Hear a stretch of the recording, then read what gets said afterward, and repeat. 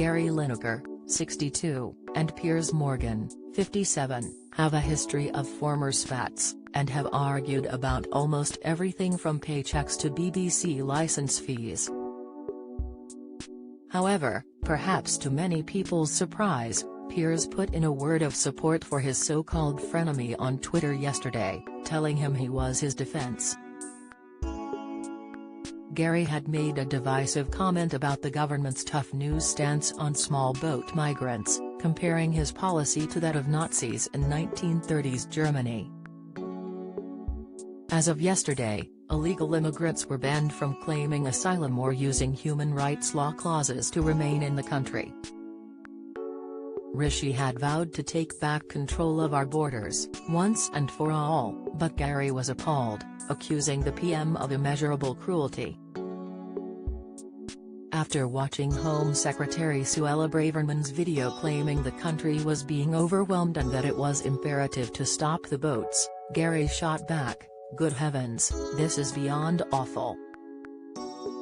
The Match of the Day host exclaimed, "There is no huge influx. We take far fewer refugees than other major European countries.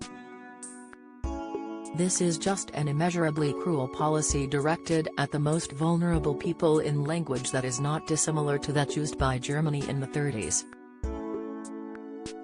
As he endured a backlash and divided his followers on the fiercely political issue, Piers Morgan stood in his defense during a broadcast on Talk TV. He then cheekily warned the ex-football player on Twitter, "Bad news at Gary Lineker, I'm your defense." Gary replied back with a tears of laughter emoji, exclaiming, "I'm doomed." He has been accused of breaking the BBC's clauses about impartiality for expressing his opinion, and the broadcaster publicly revealed it would be having a word with him on the matter.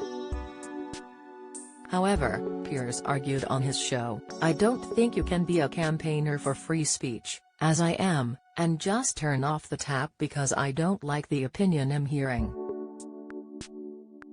If Lineker was cheering the government for getting to grips with the migrant crisis, the very people demanding Hess fired would be wanting him to get a statue in Trafalgar Square.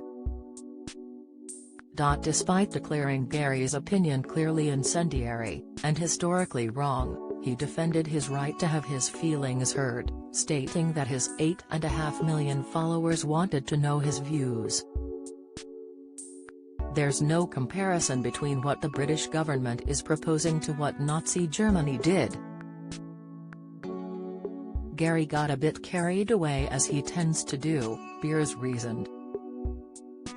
"We both have strong opinions, we both believe in what we say, and we express them forcefully, but we agree to disagree, and I have no problem with Gary Lineker, a sports presenter, giving his views," he continued.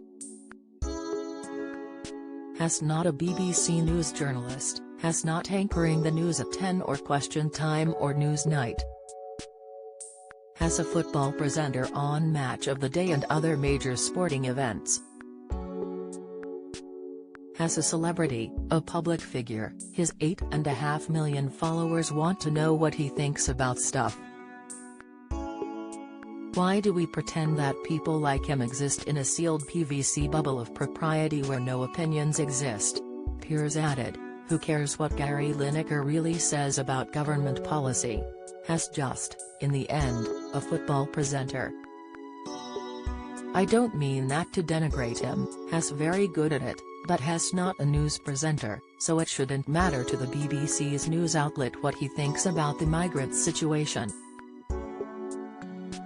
The broadcaster also referenced Gary's coverage of the start of last year's World Cup in Qatar, which he suggested he had made a monologue about Qatar's human rights abuses.